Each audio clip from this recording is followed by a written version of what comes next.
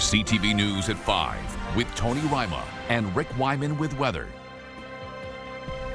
Good evening. So glad you're with us on this Tuesday. A collaborative investigation involving police in Sudbury in Quebec has solved a cold case thanks to advancements in DNA technology. Pamela Harvey was reported missing in 1978 in Sudbury. Decades later, her family finally has answers about her disappearance. CTV's Alan Everson reports. 23-year-old Pamela Harvey left her Lloyd Street apartment on November 16, 1978, leaving her young son in the care of a neighbor. She was later reported missing on Christmas Day to Sudbury Regional Police, now the Greater Sudbury Police Service. Working in collaboration with the Sûreté de Québec, the Greater Sudbury Police Service, the Coroner's Office of Quebec, as well as the medical forensics department in Quebec. In collaboration, we were able to work together and have an identification identifying a deceased female from 1979 to be that of Pamela Harvey. Police say the breakthrough recently came from DNA collected from the body of an unidentified woman who was found in March of 1979 in Saint-Eustache, Quebec.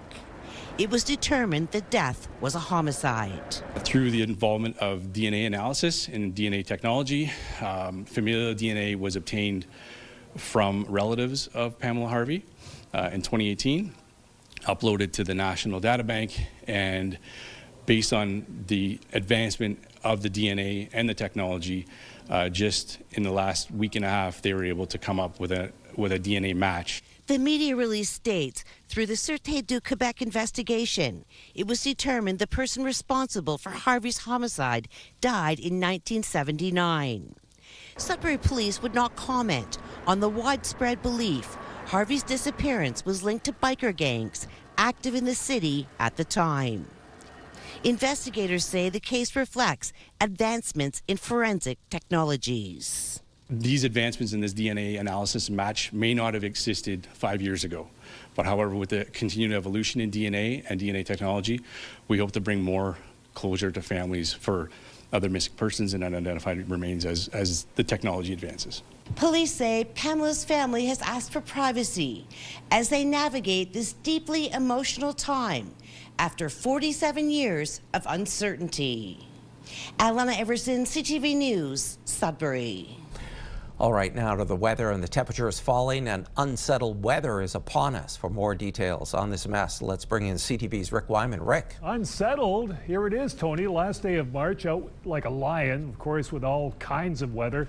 We've got rain, freezing drizzle, snow, everything just mixed into the final hours of the month of March for this evening. Your first take on weather brought to you by CAA. Get your membership today, CAA.ca. So that system filtering out, it'll start clearing, or else it'll be cloudy for the most part tomorrow, then some snow coming in by Thursday. So we'll take a look at the forecast and break down some of the numbers, the 5-day forecast. And yes, we will get some sunshine, by the way, on Easter Monday, but you'll have to wait a couple of days. Tony? Thanks for that, Rick. The highest ranking officer in the Canadian military was in North Bay today. Canada's Chief of Defence Staff visited 22 Wing North Bay, the Canadian Forces base. General Jenny Carignan toured the base, met with personnel, observed an operations exercise, presented commendations, and answered questions during a town hall event. The base is home to the North American Aerospace Defense Command, or NORAD, which monitors airspace over the country. Carignan spoke of the NORAD modernization initiative and how North Bay is a big player in that. It is incredibly important that we, Canada, modernize all of our capabilities in terms of detection, but also in terms of defeating the new system. So our geography does not protect us as well as it used to. So that NORAD mission is incredibly important to the security of Canada, but the continental defense as well. This was General Carignon's first visit to 22 Wing North Bay. Angela Gemmel will have more on the visit tonight at 6 o'clock. Two men from North Bay have been charged after an altercation in a home. Police responded to reports of an altercation at a residence in the 300 block of 5th Avenue West Sunday. The two suspects, who were known to each other, fled as police arrived but were caught after a short foot chase. Police say one of the men had suspected drugs on him at the time of the arrest. A 31-year-old has been charged with multiple trafficking offenses and assault. A 37-year-old also faces assault charges. Officials with the town of Cochrane are responding to breaches of confidential information among senior staff and council members. In a news release dated last week, the breaches were identified in a recent independent third-party audit. It goes on to say the senior staff members involved are now no longer employed by the municipality. The town is now modernizing its records management system, including digitizing its records. It comes months after a news release in which the town called the OPP over a misappropriation of $2 million. As part of the Ontario government's 2026 budget, more than $41 million will be invested in the School Resource Officer program over the next 3 years. While some are applauding the investment, others are saying police in schools is not the answer. CTV's Lindsay Alick reports. Sudbury has a small but mighty team dedicated to the School Resource Officer program locally. We have 2 school resource officers currently, but we have a different model here in Sudbury where we also are supported by community safety personnel. We have about 80 schools within our jurisdiction, and so it really is a collaboration with the school, collaboration with the teachers. What are they needing? How can we best support them? Unlike other parts of the province that haven't had officers in schools since 2017, Young says here it's all about early intervention and building trust. I've had actually my sergeant tell us that, you know, someone recognized him at just a community event and approached him and said, "Thank you, you changed my life." Young hopes the investment from the province will allow the service to hire more officers. I never hear that our schools here locally don't want us in schools. If anything, we're having difficulty meeting the demand. The reality is this isn't actually the first time that this government has been plummeting millions of dollars into policing in schools. They have actually already done this previously through the Ministry of Solicitor General, and particularly through the Community Safety and Policing Grant. And so this funding we know is a distraction from what the real issue is, and that is a chronically underfunded public education system, $6.3 billion since 2018. Policing Free Schools did a campaign tour across the province last fall and made a stop in Sudbury, opposing Bill 33, which received royal assent in November. What we need are properly funded, supported, and resourced schools, not policing in schools. CTV News reached out to the Ministry of Education for comment on how the over $41 million would be spent, but we did not receive a response by our deadline. Lindsay Alick, CTV News, Sudbury. It's time for a quick break. Coming up on CTV News at 5, Rick has your full weather forecast. First, though, we're off to Elliott Lake and the Fire Tower Lookout. The shot is courtesy of that city. It's 0 out there. We're back in just a few minutes.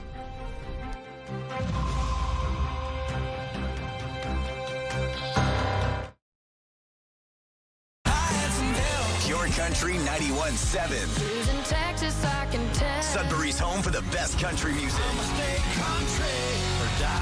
Listen for your chance to win $50,000 with Pure Country's big $50K payday.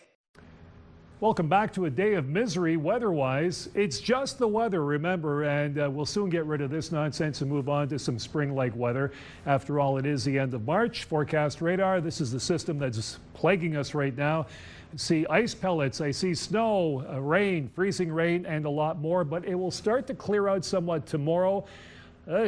This is what we got coming up on Thursday. Not pretty. We've got some snow to the north and more precipitation, mixed precipitation to the south. But again, it's coming by Thursday. So we'll have some numbers, at least some better numbers on that a little bit later on. 5-day forecast, Sudbury Nickel Belt. Mainly cloudy tomorrow at 0. Chance of snow on Thursday. As to the extent, we'll soon find out. 0 your high. Friday, rain. Wow, you got the snow one day, rain next at 5 degrees. Sleet on Saturday at 2 degrees. Sleet on Easter Sunday. Meanwhile, let's have a look at Sault Ste. Marie Algoma. Clearing tomorrow +1 Thursday, chance of snow. Rain Friday at 4, 1 degree Saturday with the sleet, and more sleet Sunday at 1. But we will get some sunshine, by the way, right across the north on Easter Monday. Timmins, Cochrane, Kapuskasing clearing tomorrow -4, cloud cover Thursday -3. Some sleet on Friday, some rain, freezing rain 0. Chance of snow on Saturday 0, and the chance of snow once again. Here we go. Looks pretty good right now, better than 50-50 for snow on Sunday. Again, your high of 0. Temiskaming Shores, Kirkland Lake, mainly cloudy tomorrow -1. Chance of snow on Thursday -1. Rain, freezing rain 1 degree on Friday. Sleet on Saturday at 1, and some flurry activity coming up on Sunday. Also a 1 degree day, and those temperatures nowhere close to normal for this time of the year. North Bay, West Nipissing, chance of flurries tomorrow at 0. Chance of snow Thursday at 1. 7 degrees with the rain on Friday. Rain, freezing rain Saturday at 2. And the sleet 3 degrees come Sunday. So Tony, I don't know how to tell you this, but we're going to have to wait a couple of days until at least Easter Monday to get a full day of sunshine. So we'll get some messy weather in over the course of the next couple of days, snow and some sleet. Back to you. Thanks for that, Rick. It's looking like the recent snowfall in Greater Sudbury has led to structural concerns in Capril. City officials closed the Capril Millennium Center on the 20th until they could remove the snow from the roof. That date has now been extended to the end of April until they can complete a safety review. Yoga classes have been moved to the old fire hall, cadets to the arena, and youth center programming is in the library. All other programming and rentals have been canceled until further notice. And Sudbury Mayor Paul LaFive says he's going to be asking council to review the city's response to the March break storm. In a statement posted to his Facebook page, LaFive says it's about learning, continuous improvement, and making sure Sudbury is well positioned for future weather-related events. The city has faced criticism over how it deals with the snow. It took school buses roughly 2 weeks to be back on every route. In a statement, LaFive offered praise to staff while writing in part, this review will examine what worked well, where we can improve, and what tools or resources may be needed moving forward. This work is about supporting our staff, strengthening our response, and continuing to deliver for residents across Greater Sudbury. A Sudbury researcher has secured $2 million in federal funding to turn wastewater into a cancer-fighting tool. CTV's Amanda Hicks explains how the same technology used to track COVID-19 is now being used for cancer prevention. During the pandemic, wastewater was used to predict surges in COVID-19 and the flu. Now, Gustavo Yibaseta is applying that same logic to the CancerWise project. Here in the north, we have a problem with cancer, and we start to asking if we are able to detect biomarkers of cancer on the wastewater, and if it can be useful, and the information can be allow us to understand what's the dynamics of the cancer in our populations. Last month, Canada's Minister of Health, along with other partners, announced $41 million in cancer prevention research. 19 teams across Canada received federal funding, but here in the north, there was only one. For Yibaseta's team here at HSNRI, it's $2 million over 5 years to turn raw data into life-saving prevention. For example, to HPV, help with vaccination, advertising, and work towards, improve the conditions of people in the different communities, particularly rural communities. His team will collect and analyze wastewater samples from cancer centers and municipal water treatment facilities in Sudbury, Sault Ste. Marie, and Thunder Bay. Researchers will also examine environmental factors like heavy metals or pollutants to understand what might predispose certain neighborhoods to specific cancers. Understanding the differences between the cities in Northern Ontario, we know that there's differences in wastewater, and so that will also be something that we have to consider to understand how we interpret what we're seeing, and understanding, even though Northern Ontario as a whole is sort of a large population, individual places are different. Yibaseta says the study is just getting underway with the goal of creating a healthier future one sample at a time. Amanda Hicks, CTV News, Sudbury. Hitting the streets this week. Coming up on CTV News at 5, the Timmins High and Vocational School food drive is back to help feed the hungry.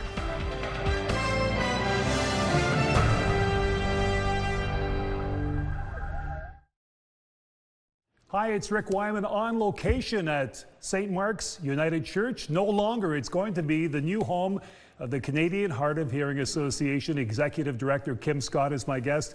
Kim, tell me all about the construction going underway. This is going to be your new home in just over a year. It will be, and that is the goal. And we are getting so much support from the community, from local businesses and tradespeople. They're helping make this dream come true. A dream for people with hearing loss and across the north. And it truly is a wonderful gift we've been given. And this coincides with a new lottery. Yes, this doesn't come cheap, but we do have a new campaign in mind that we're going to launch on March 31st. We are calling it the 50-50 Dream Lottery because we're going to have some dreamy prizes available. I'm looking forward to seeing some of those prizes, including the vacation planning out west. A lot of, or anywhere people want to go across the country. Yes, we have some cash early birds, but we decided that we would give people the opportunity to explore this beautiful country we call Canada from coast to coast. The prize package is a $50,000 prize package, which will include a $42,000 gift card from Canada Rail Vacations at canadarail.ca, plus $8,000 cash. So you can explore this country any way you want with the flexibility to upscale your hotel stays, your private tours, and you can travel in the lap of luxury because this is a gorgeous country. And where can people get tickets? You can get tickets starting March 31st at 5050dream.ca. Kim's excited. I'm excited. We're back next hour to tell you more about the 50-50 Dream Lottery. Thanks, Rick. Timmins High and Vocational School students are prepared for an annual Easter tradition. Soon they will be visiting 8 areas of the city in search of food and cash donations. CTV's Lydia Chubak reports. For the past 22 years, Timmins High and Vocational School students go out into the community to collect food for the Timmins Food Bank and the Community Food Bank at First Baptist Church. They also need supplies for their own food bank, the Closet, located within the school. A lot of students like going during their lunch breaks, looking around for clothes. It's kind of like a shop area, but like for students that actually need it as well, it's very helpful. The food part as well, like food is provided to anyone that needs it. On Thursday, school buses filled with TH&VS students will visit various neighborhoods in the city to pick up food and cash. They're going from Mount Joy across the bridge to the Melrose area. So the kids will knock on the door. They'll be identified with a lanyard that says Timmins High, and they'll just be asking for food or a donation. Officials with the Timmins Food Bank say this initiative comes at a good time. Our biggest jump is homeless. It's probably up about 40-45%. I don't even know the reason for it, but we're getting new people every week. I'll tell you, this food drive coming up at TH&VS, I don't know how James Aston does it, but he gets all the students involved, and they do a great job for us. It's a fun experience for students to like get out and feel part of the community. Collecting food like this, a lot of, like Mr. Aston had said, a lot of people in the community leave food out on their porches if they're not available to give it out at that time. TH&VS says students typically collect around 2,000 pounds of food, and they are hoping to receive more since the need in the community is great. The Timmins Food Bank says it serves around 160 clients every Wednesday and gives out dozens of lunches on Saturday and Sunday. Lydia Chubak, CTV News, Timmins. Blind River was marching for meals last week by welcoming community leaders to support a local charity. The mayor, fire chief, and others partnered with volunteers to deliver Meals on Wheels. The organization delivers meals to seniors, people with disabilities, those suffering from illness or recovering from surgeries. March for Meals is an annual provincial campaign to raise awareness for the program and services and the dedicated volunteers who make those deliveries. Well, in sports, all three Northern OHL teams are back in action tonight. The Sudbury Wolves are down 2-0 going into Game 3 in Sudbury. They'll take on the Brantford Bulldogs at 7:05. The North Bay Battalion will also be looking for a win on home ice tonight as they trail the Peterborough Petes 2-1 in their first round series. Puck drop is 7 o'clock, and the Sioux Greyhounds will be looking to continue their success tonight. As they host the London Knights, the Hounds won both opening games on the road to take a 2-0 lead. The game gets underway at 7:07 at GFL Memorial Gardens. In the NOJHL, it is do or die for the Timmins Rock and Sioux Thunderbirds. The teams have needed all 7 games to decide who will move on to the semifinals. Tonight's winner will take on the Hearst Lumberjacks later this week. And can the Sioux Eagles keep their Cinderella story alive in the semifinals? They'll take on the top-rated Sudbury Cubs Thursday night to open round 2. The sun, a squirrel, and a logo. When we return, our community close-ups. You're watching First at 5.